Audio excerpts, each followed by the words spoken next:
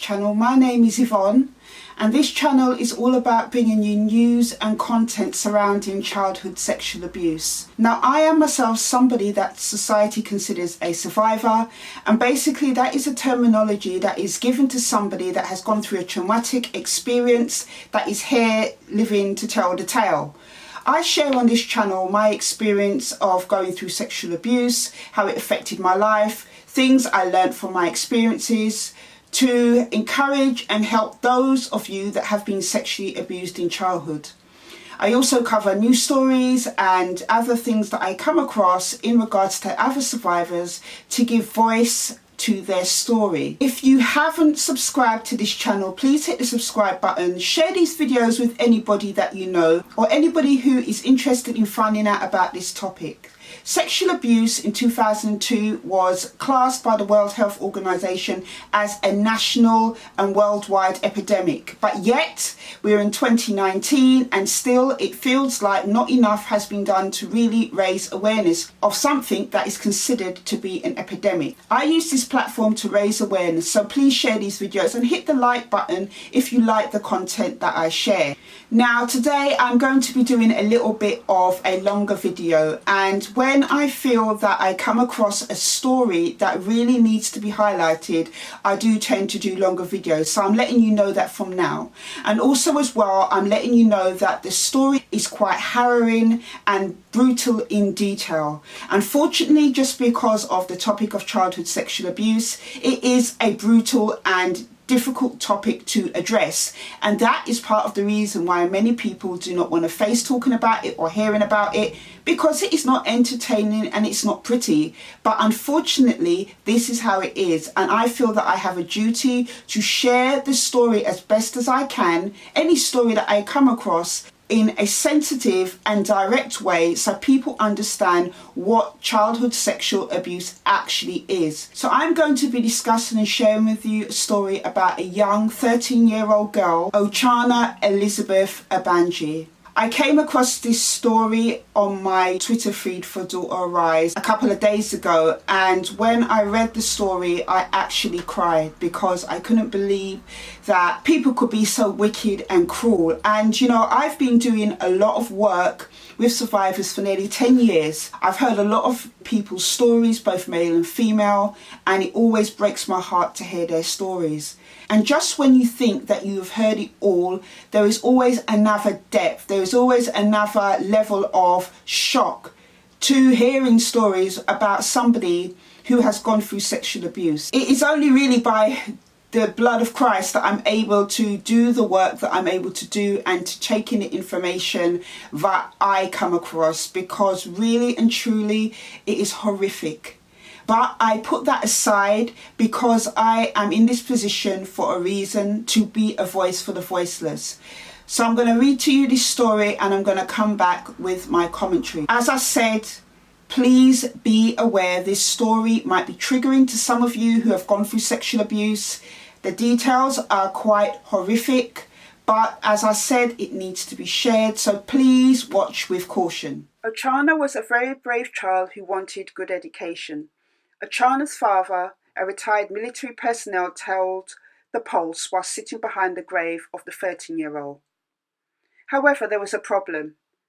The only primary school in the community, a stone's throw from Ochanya's family house, was shut down in 2011 due to non-payment of teachers' salaries, multiple sources say.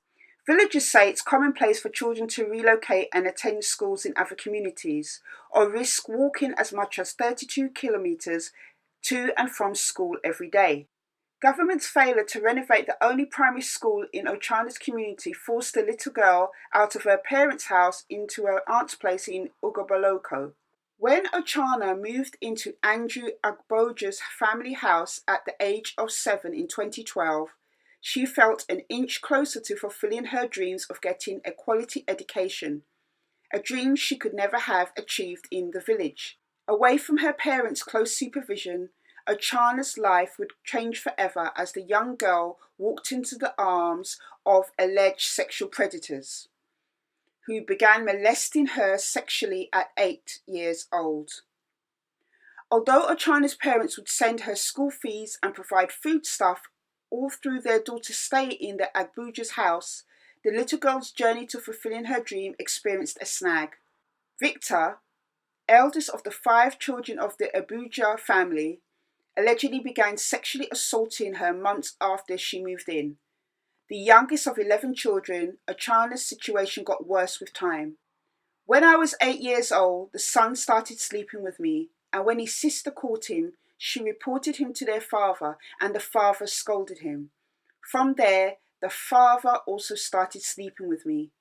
Ochanya notes on August 15, 2018.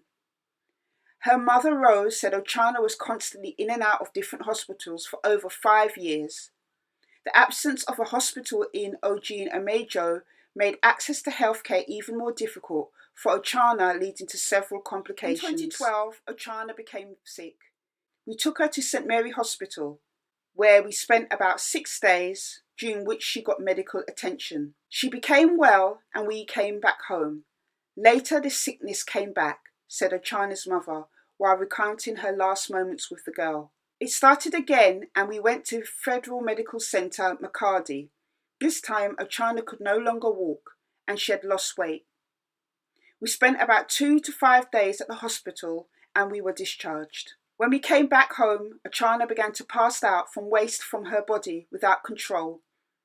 We complained at the hospital, but they could not stop it, she recalls. Ochanya's medical condition was still unclear, as the aunt, Felicia Ogbanje, allegedly hid results of 11 of the tests carried out of the girl from Mr. Ogbanje and his wife. Ill health would keep Ochanya away from the classroom for months. Worried about the uncontrollable passage of body waste, Ochanya's parents queried her to ascertain what went wrong.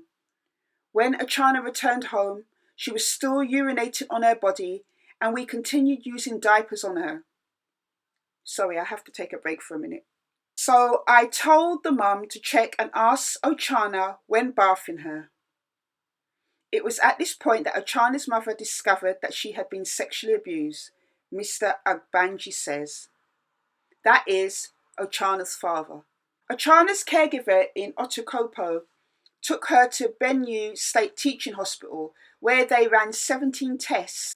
The tests further revealed that Ochanya was sexually molested through her vagina and anus, her father adds. Caregiver and foundation of the home, evangelist Nua Margaret Sue, who took over Ochanya's health issues, corroborated the results of the test during our visit to the facility. At the time Ochanya's parents brought the girl in June 2018, she was very sick, said the caregiver. When we began to make our findings, we discovered that she was actually raped, and the doctors confirmed that this was allegedly sexually abused for the vagina and anus. We began to make efforts on how she could be treated. Angered by the discovery, Ochanya's father sought to hear Mr. Ogbanje's side of the story. Mr. Ogbanje absolved himself from any wrongdoing. He is a lecturer at the Benue State Polytechnic in Ugabokolo, but he threw his son under the bus. When we got to the house, the father, Andrew, denied sleeping with Ochanya and asked that we go to the hospital and run any form of tests. He also said he would swear an oath to prove his innocence. He, however, said his son Victor was caught sleeping with Ochanya and he quarrelled with the boy. They prayed and he asked them to go out and play, adds Ochanya's father.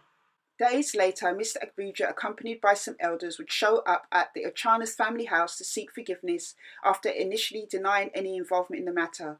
Ochanya's parents refused his plea, opting for legal prosecution of the matter. Recounting her last moments with Ochanya, Mrs. Sue said prior to her death the 13-year-old could neither walk, speak nor eat. When I came back from an outing on a certain Friday, one of the girls informed me that Ochanya was very cold. I went in and discovered she was running a temperature. 1 or 2 days later, Ochanya could no longer make use of her legs. She was becoming lifeless from the waist downwards. Before then, she had challenges controlling her urine. Her mum told me about her condition. All through Ochanya's days here, she was in diapers. Before she died, she was in so much pain she could not talk or eat. That girl went through so much. From the age of 8 to 13, she was constantly in and out of hospital. Ochanya's father, who tends to farms to feed his family of 11 children, says the judiciary system is the only hope of the family getting any justice for their late daughter. When I see her grave, I become inconsolable. I have many children, but Ochanya is my youngest, her father said. I can never forget her death. I've lost so much weight since she died. She is always on my mind. When I see her grave, I become inconsolable. As I speak to you, I'm seriously sick. Ochanya was such a brave child who wanted quality education. This was why she could defend herself, the way she spoke fluently in court. I want to appreciate the government for how far the case has come, because I have no power to tackle this matter. If it wasn't for the government, I could have done nothing because Mr. Ogbanje is well connected in society. My plea is that this case ends well, because we are afraid if justice is perverted, he will come and confront us. So, as you heard there, I read to you an article from a publication called The Pulse, where Ochanya's father shared the story about what happened to Ochanya, his 13-year-old daughter, who, as you know from the story, passed away because of horrific sexual abuse. Now, as you could probably tell from me narrating that video, there was a couple of times actually, where I had to take a pause and take a break from talking about this story. Even talking to you about it now, I feel very, very upset and very tearful at what has happened to Ochanya. If there is any way in the world that I could use my platform more than YouTube, I would be going into these places and just raising up so much commotion through raising awareness, through talking about the wrongs and ills of sexual abuse. Now, first of all, I just want to give my condolences to her mother and father, because I cannot imagine the pain and suffering they go through every day, knowing that they sent their daughter to somebody who was known to them, to give her a chance to have a better life by providing education for her. Never in their wildest dreams did they ever believe that their daughter would be in this position where she is now no more. I am going to keep this mother and father in my prayers, because for them to go through what they have gone through is absolutely terrible. There are many things in this story, Ochanya's story, that should cause us all to feel absolutely outraged. Ochanya is a symbol of what is going on in many countries where poverty is rife. And it is the same story time and time again in countries and communities where they don't really care about people, that these things are allowed to happen. Let's take a minute just to break down some things from this story. The community that Ochanya lived in had one school. Nigeria had signed up to a Convention Act to provide better education for children in Nigeria. They were a signatory, they signed up to this agreement, but yet since the early 70s, this school had no work done to it. It was left to rust, it was left to break down. Now in Ochanya's case, it's no different to many cases that you hear about whose parents sent them to relatives or to another part of Jamaica or other parts of Africa to get a good education, because in their immediate community and vicinity there was no proper education provided. Unfortunately, there are survivors out there who grew up in the 60s and 70s that I personally know from Jamaican backgrounds, who were sent to go and live with relatives, who lived in a part or a place where education was provided, and ended up being sexually abused by that caregiver and parent. Now, that is not to say that these people knew that this was going to happen. Same way in the case of Ochanya's mother and father. They sent her to go and live with this family friend, believing that Ochanya would get a good education in their part of the community. They sent money for food, stationery, resources, all the while, not even within a few months of that child going there, she was beginning to be raped by the father's son. What is so disturbing and shocking about this story is that we have a case here now where we have a witness to what has gone on. And I'm not going to use the word allegedly she was sexually abused. She was sexually abused. We're not going to give on this channel any kind of leeway to perpetrators of sexual abuse. And, you know, forgive me, I am passionate about this subject. As somebody who's been through it myself, Ochanya was 1 year younger than me when my own abuse started. And she died at the same age that I managed to get out. That is upsetting to me. This has brought it home to me. And yeah, I am upset because I realise how blessed and how fortunate I am to have made it out. I was sexually abused by my dad for 9 to 13 years old. Ochanya was sexually abused not only by the son, but by the father. And as I said, what is unique about her situation, because in a lot of our stories, those of us that have gone through sexual abuse, it is only ever our word against the perpetrator. In my case, there was actual physical evidence, just like in Ochanya's case of sexual abuse. But there was one added thing for Ochanya. The son, who was sexually abusing her not long after she reached their household at 7, who began raping her at 8, the sister of the brother walked in and caught him doing what he was doing. She did the right thing, the sister. She went and reported it to the father. But what did the father go and do? The father then decided to take the opportunity to rape this child himself. They are disgusting. The apple doesn't fall far from the tree. I wonder if the son was sexually abused by the dad or by any other relative. The fact that he is supposed to be somebody who is in a responsible position to set an example to his son, but rather than set an example to his son by not only taking him to the authorities for the heinous act that he committed on Ochanya, then committed the act himself by sexually abusing her. Sexual abuse is no joke. As I shared in that story, Ochanya suffered an horrific death. It is the same old thing when we hear these stories, even though the details always change, because for each of us, our stories are always different.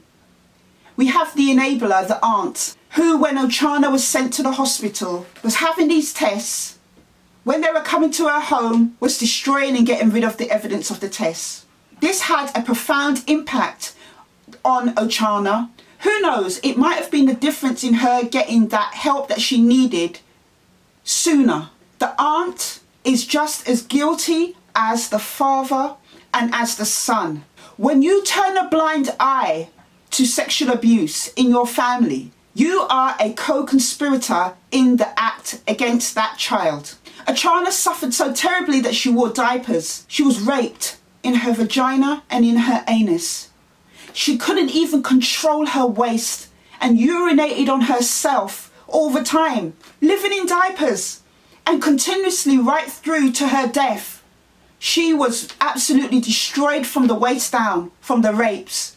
Couldn't eat, couldn't speak, in terrible pain. The only thing that has come out this story, even halfway positive, is the fact that Ochanya's father and mother, that they have pursued the legal way of getting justice. Too many times in cases when it comes to sexual abuse, there is no justice for those of us who have gone through it. Co-conspirators and enablers allow predators to get away with what they're doing. Make no mistake about it. People who sexually abuse children do not just pick themselves up and do it. They have done it before and they have done it since. The problem is, you see, within communities, and it's especially, I'm talking here as somebody who is a black woman who's been brought up in a black community, is that people will corroborate with the perpetrator of sexual abuse. They will lie for them and cover up for them. Little do they know that this person has done it before or they've done it since. I met somebody recently who had been sexually abused by somebody and later came to find out that they had done it to at least 10 other girls. We see it when stories come up.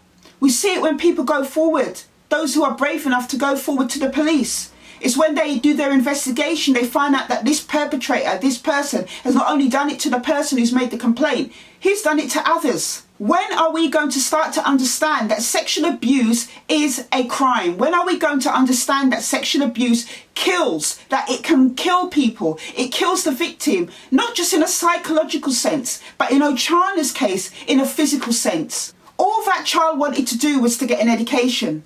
But what I see, the injustice of this world, is that when you're poor, you get nothing. What would it have cost to have just built one school in that community? Why didn't they pay those teachers' salaries? But yet we see corruption going on in Nigeria and other countries where they pilfer and take from the government funds. But the things that they're supposed to do to make things right for the poorest citizens, for those who have nothing, they don't. And I stand in the gap for Ochanya's parents, and I will be praying and fasting on their behalf that they will get the justice that they deserve. God is a God of justice, and he said that vengeance is his. Those people who sexually abuse children, you better understand, unless you repent and turn away and own up to what you've done and go to the authorities and turn yourself in, you will not get any rest. I'm telling you that now. This is where I get my sense of relief and my sense of peace from. I may not have got justice through the courts. And the reason I didn't get justice was because of the legal framework that was about in 1989. Even though there was physical evidence that I was sexually abused, that all the professionals in my case, from the social workers to the psychologists, from the police to the doctors, were all in agreement that I was showing not only physical signs, but psychological signs of sexual abuse. When it got to the Crown Prosecution Service, they said even though there was physical evidence and other evidence, because of the room where the sexual abuse was taking place in, which was cleared out by older family members within my family and my dad, they weren't confident that they could get a conviction. 2019 is the year that we have to stand up and be brave and stand up for those who don't have a voice. I want to be able to one day go to places like Nigeria, like to Congo, like Jamaica, and go to these different places and bring in prevention programs, do awareness workshops, be able to use my voice to help parents, to help people who have experienced injustice, to be able to empower them and help them.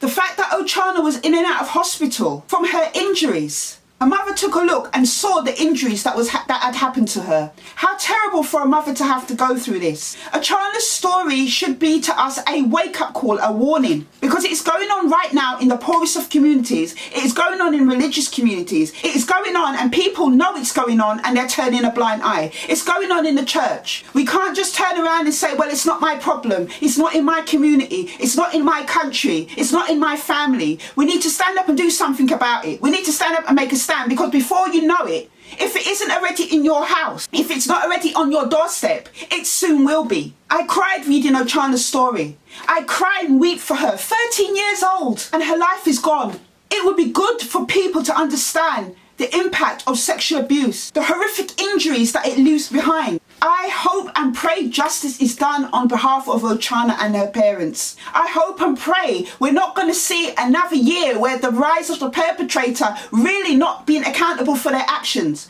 Because you know what, it's very rare that they will own up to what they've done. They deny it. They say they didn't do it.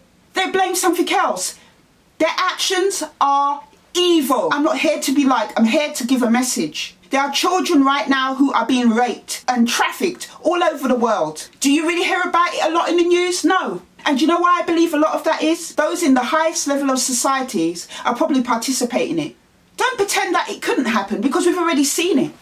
High level people involved in paedophilia. High level people involved in sexual abuse. All the people who are complicit in the death of Ochanya need to go to jail. She will get the justice she deserves. And if you are somebody who is sexually abusing children, you need to understand your time is up. You are coming to a time where you are going to be exposed. No longer are people going to be able to hide behind what they have done. For far too long, victims and survivors have to carry the brunt of shame and guilt for something that's happened to them, while the perpetrator is treated like the victim. Any way that I can use this platform to help people like me, both male and female, whether a child, victim or survivor of sexual abuse, I will do. I will use my voice to be the voice for those who don't have none.